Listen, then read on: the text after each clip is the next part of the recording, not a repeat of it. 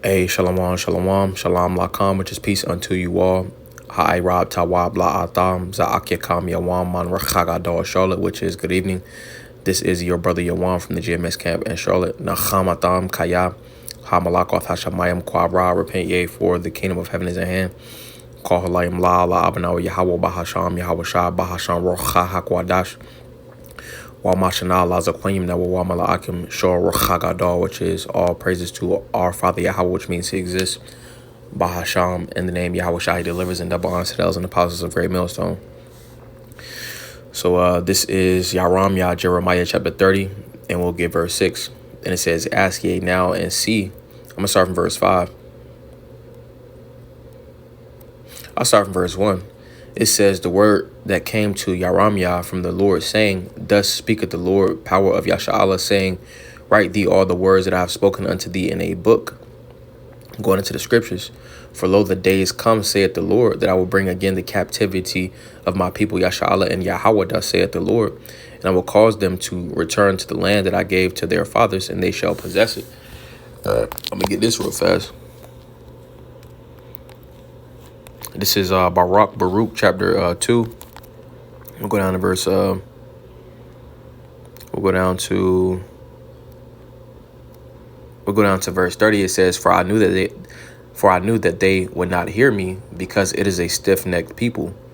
But in the land of their captivities, they shall remember themselves. The Lord essentially put his, this truth in his name in the earth, and the elect, is taking holding fast, And it says, and shall know that I am the Lord their power, for I will give them an heart and ears to hear. Pretty much, the Lord gave us the comforter, And it says, they shall praise me in the land of their captivity and think upon my name. All right, it shows you the importance of the name, And it says, and return from their stiff neck and from, Salat.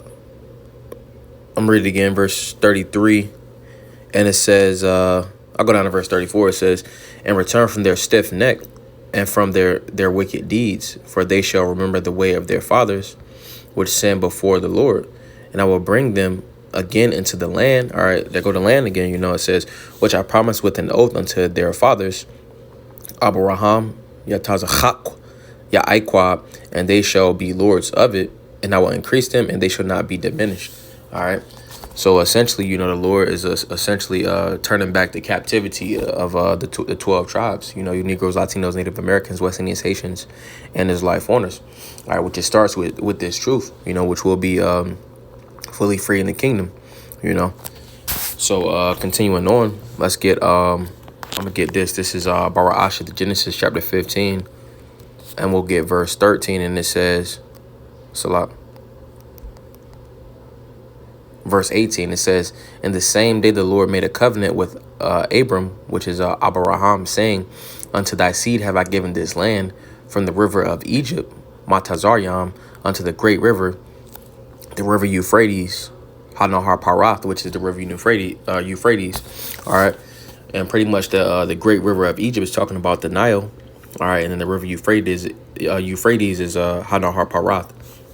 All right. That's pretty much with the so-called Fertile Crescent. That's the best land on the planet Earth, pretty much going back to the garden, Jerusalem. It's in the same spot, That's our land that the Lord gave to us, because that's the best land, to reiterate. So going back, we go back to that Jeremiah chapter 30, and we'll get verse 7 or verse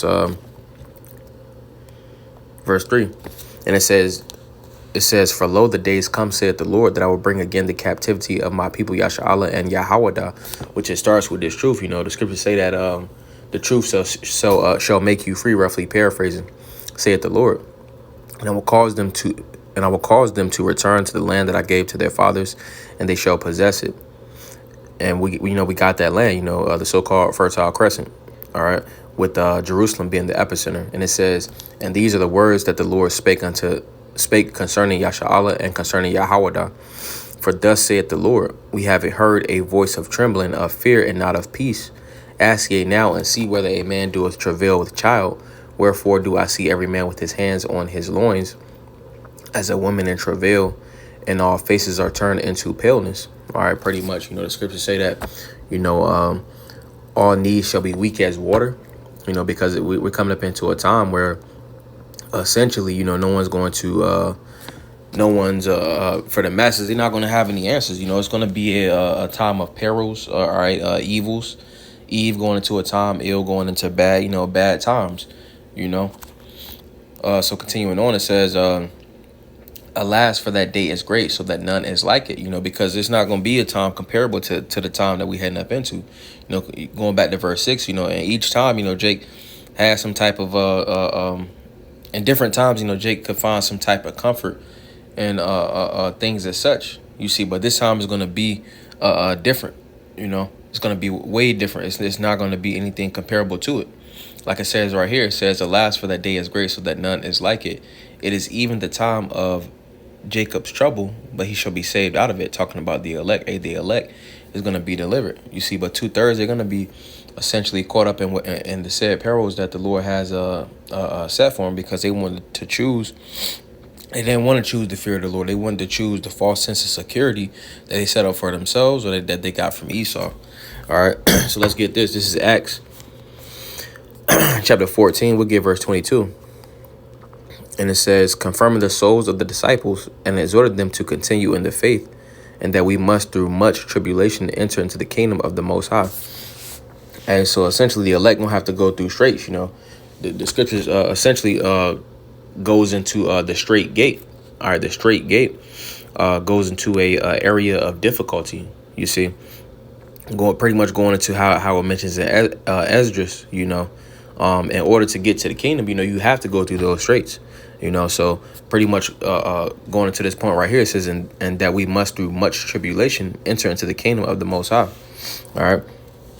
We get this. This is Daniel chapter 12, and we'll get verse 1, and it says, and at that time shall Mayaka'Allah stand up, the great prince, which standeth for the children of thy people. And there shall be a time of trouble, such as never was since there was a nation, even to that same time. And at that time thy people shall be delivered, everyone that shall be found written in the book. Pretty much everyone that's going to be found written in the book is the elect, but pretty much, Mayaka'Allah, Michael's going to have to stand up for the children of Yasha'Allah, for the elect, you see, because it's going to be a very dangerous time. That's how bad it's going to get, So let's get this. This is Revelation chapter 3.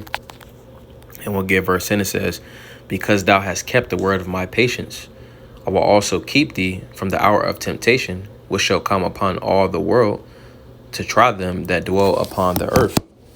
All right, and the elect, they're going to keep the Lord's word, and essentially the elect is going to be protected, all right, from the said perils from the MOTB. All right, the Lord is going to essentially guide the elect. Guide and cover the elect. I'm gonna get this real fast. This is the Psalms chapter 34, and we'll give verse 7, and it says, the angel of the Lord encampeth round about them that fear him, and delivereth them.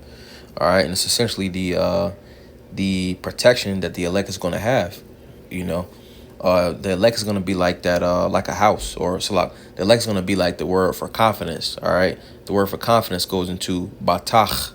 All right, it's ba, ta, and a cha at the end. Let me get that real fast.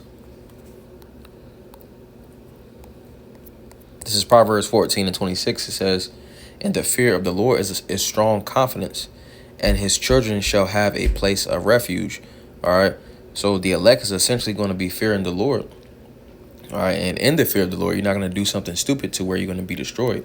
I'm going to get this word for confidence, though. It says batach, and it says, If you add up the letters, you got the ba. Ba represents bayat, all right, a house. The ta, it goes into surround, all right, and then you got the cha.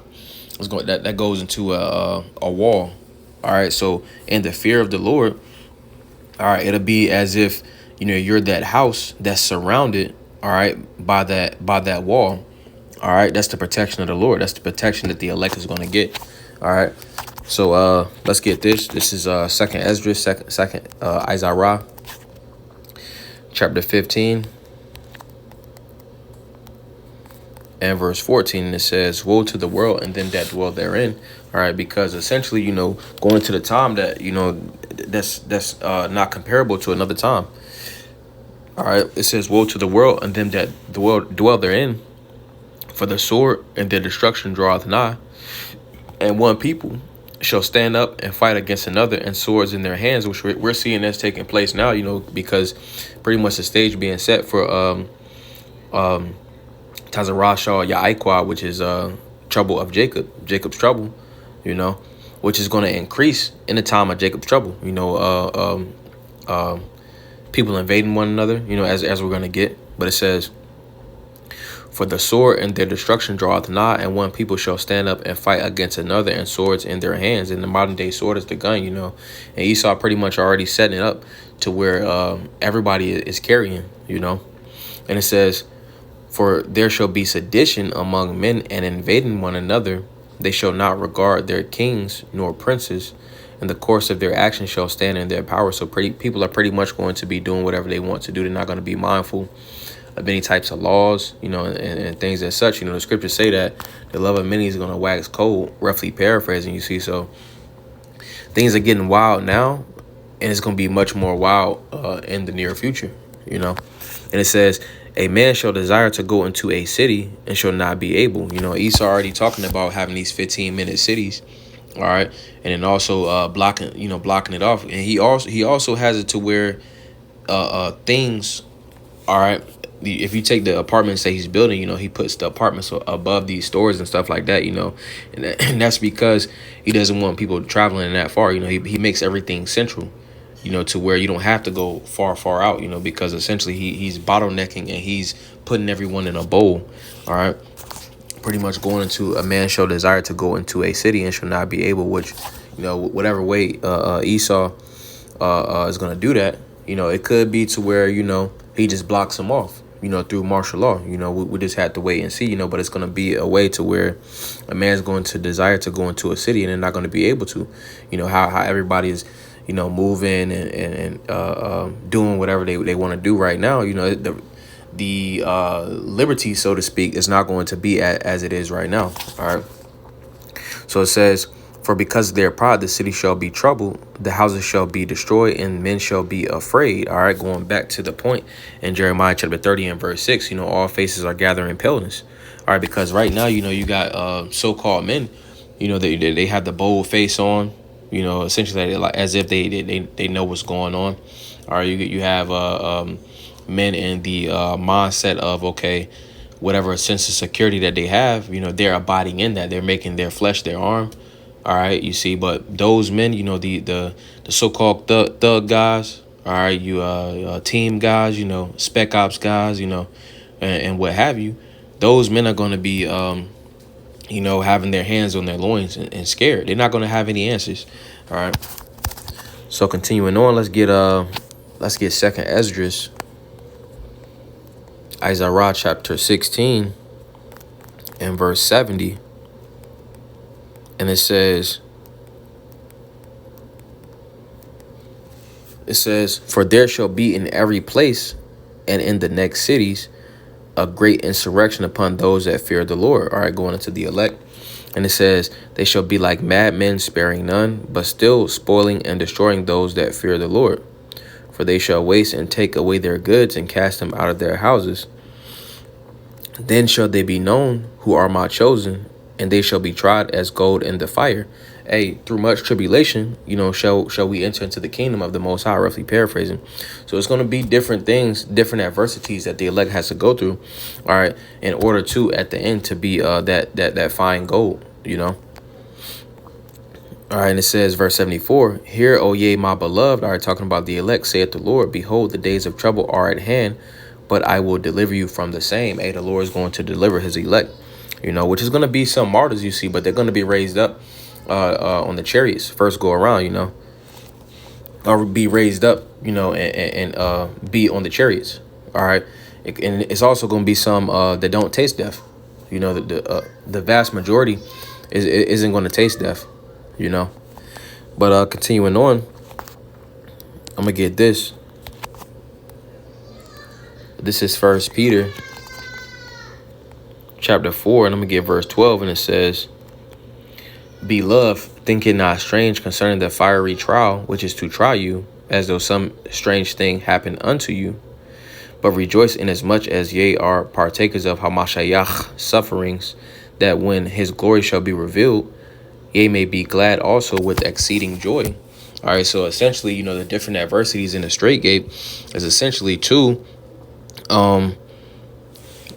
different so I'm gonna read this again, verse 13. It says, but rejoice inasmuch as ye are partakers of Hamashiach sufferings, that when his glory shall be revealed, ye may be also glad with exceeding joy.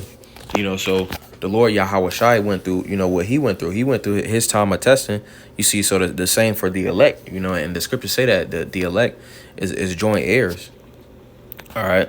So in order to be joint heirs, the scriptures say that the servant is not greater than his Lord, roughly paraphrasing, So if our Lord went through things, we're gonna have to go through those same things, and in the end, we're gonna be exceedingly joyful, because if you take it on a cardinal level, so to speak, if you work super hard for something and you finally get it, and you get rest, so to speak, it's a sense of achievement. How much more so, all right, with the spiritual things. All right, how much more so for the kingdom? So it's going to be exceeding joy. All right, so the trials and the tribulations and the different adversities, in the kingdom, it's going to be like, well, it was all worth it. So continuing on, let's get Revelation chapter 12, and we'll get verse 12. All right, and it says, therefore rejoice, ye heavens, and ye that dwell in them. All right, and who dwells in the heavens? Who has that conversation in the heavens? All right, the elect has that conversation in the heavens. All right, it says, woe to the inhabitants of the earth and of the sea, for the devil is come down unto you, having great wrath, because he knoweth that he hath but a short time. Hey, Esau is coming with that great wrath. That's why he came out, the Operation Warp Speed. All right, he had an agenda for 2030. All right, but now he's trying to push it to 2025. He sees that he has but a short time. The prophecies are popping off the pages. Hey, and this devil doesn't have that much time left. All right, so that's why he's coming with those different laws and legislations. All right, to go out with the bang, so to speak. So I'm gonna get this. This is